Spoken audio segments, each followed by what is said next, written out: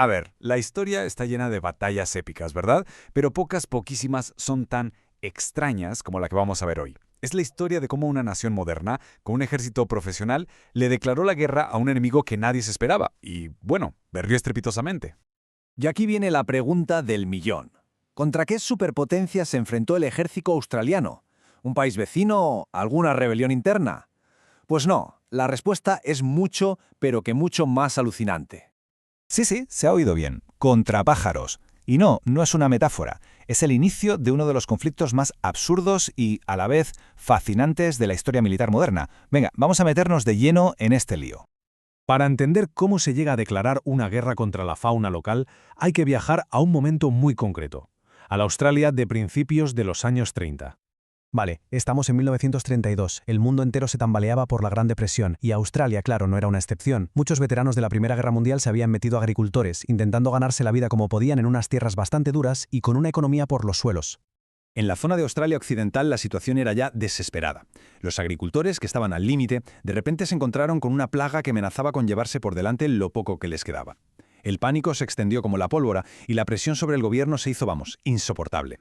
Y con esto llega el momento de presentar formalmente al adversario, el enemigo que puso en jaque a todo un país. Y no era un ejército extranjero, sino una de las criaturas más icónicas de la propia Australia. Hay que imaginarse la escena. Una migración masiva de unos 20.000 lemúes, 20.000, atraídos por el agua y las tierras recién sembradas, cayeron sobre la región como si fueran una auténtica fuerza de la naturaleza. Y el problema era muy gordo. No es que solo se comieran el trigo, es que lo arrasaban todo a su paso. Destrozaban cosechas enteras, tiraban las vallas y, para colmo, dejaban paso libre a otras plagas como los conejos que causaban todavía más destrozos. Eran básicamente una catástrofe agrícola con patas. Ante esta crisis, la respuesta del gobierno no fue enviar ayudas económicas, ni agrónomos.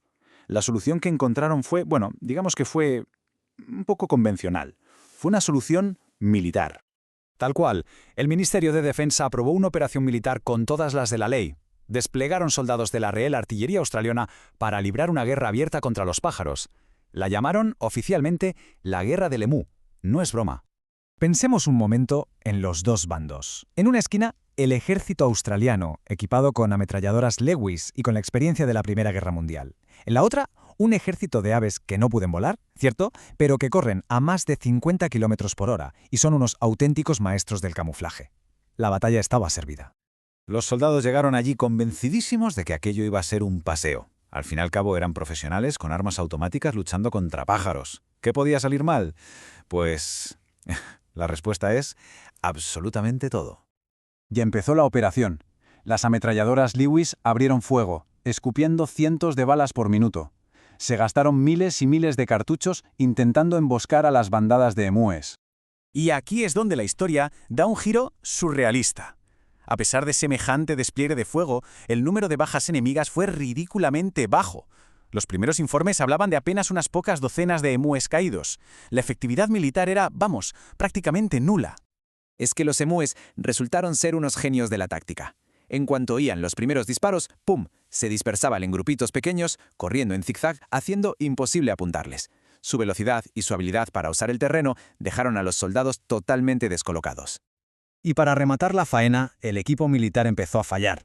El terreno era un infierno para los camiones y, para desesperación de los artilleros, las ametralladoras se atascaban una y otra vez en el peor momento. Un desastre.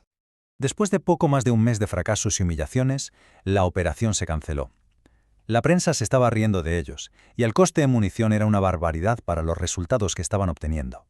El ejército australiano, derrotado, se retiró del campo de batalla. El resultado fue clarísimo. En la Gran Guerra del Emú de 1932 hubo un vencedor indiscutible, y no fue la humanidad.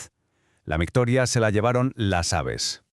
Y aquí está la clave de todo. Más allá de la anécdota, que es buenísima, esta historia es un recordatorio muy potente de los límites del poder humano. Demuestra que la fuerza bruta y la tecnología a veces no sirven de nada contra un adversario que no sigue tus reglas y que está perfectamente adaptado a su entorno. ¿Y qué pasó después? Pues los emúes, lógicamente, siguieron a lo suyo. Continuaron con sus migraciones, prosperando en las llanuras de Australia, completamente ajenos a todo el conflicto. Libres. Porque esta historia, por increíble que suene, es totalmente real. Y así siguen a día de hoy.